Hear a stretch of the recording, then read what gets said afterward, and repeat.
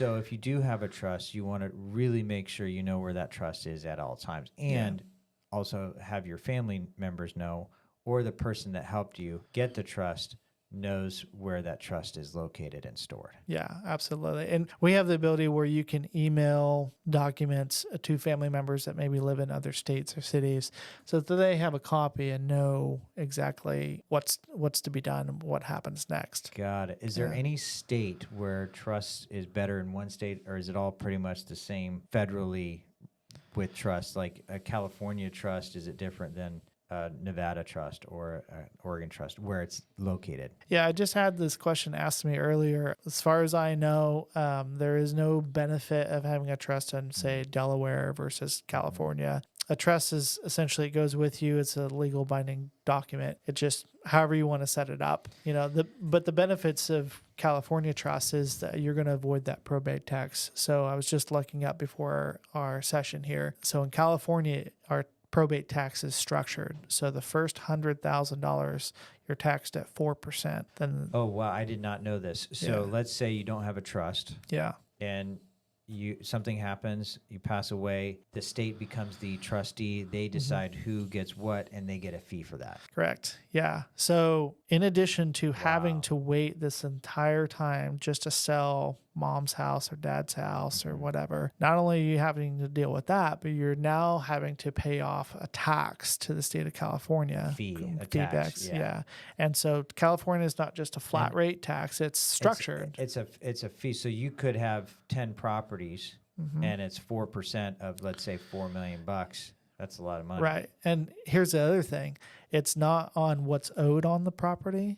It's what the property is valued at. So you could literally have not much equity and you have properties, assets, cars, whatever. It's the value of the asset that they take the fee on, not necessarily the net equity. Right. So really good example, Bay Area client has $1 million home, first $100,000 for 4%. So it's $4,000. Wow. Second $100,000, 3%, $3,000. No Gets a little bit easier, but still not as good. Next 100,000 or next 900,000, I think it's 2%. The last 1% is on the next 9 million. So I did the math before our session here.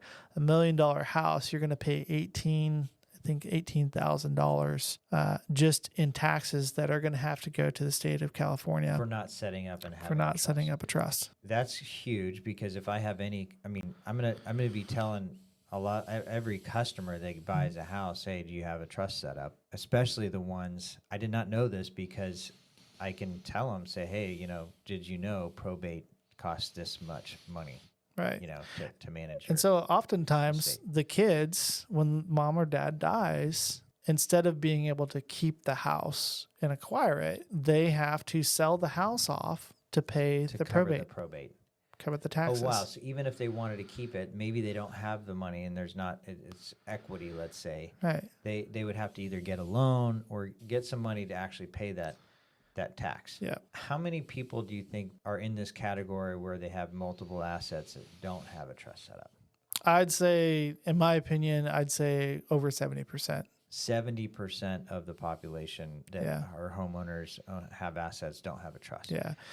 Go ahead. Yeah. So I do these expos at the Home Garden Show. I did the Reading Home Garden Show Expo. I'm going to do the next one next March and stuff. And all those people are homeowners coming in. And that's one of the first things that they mention is like, yeah, we're a homeowner, but we don't have a trust set up. So get their information and follow up with them. So another question I had, let's say a business owner. Should a business owner can you put a business in a trust?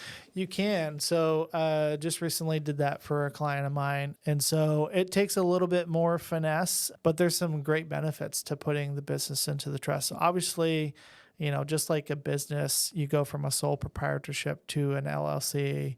One of the main reasons people do that is for liability purposes, to shift the liability off of them as an individual and more onto the trust. When you take a business and you put it into the trust, you create even more protection for not only you, but then just for the business in general.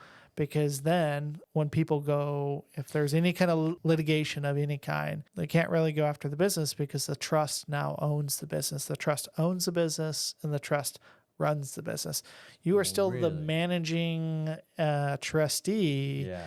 of the business. You still write the checks, you still manage the day to day, but when it all comes down to it, the trust is the owner of everything. For a business, let's say someone owns a business, it's an LLC, and something happens, it's a good business. Let's say they own heavy equipment operating business and do really well. Something happens to them. You have this really good business, and all of a sudden the owner's gone.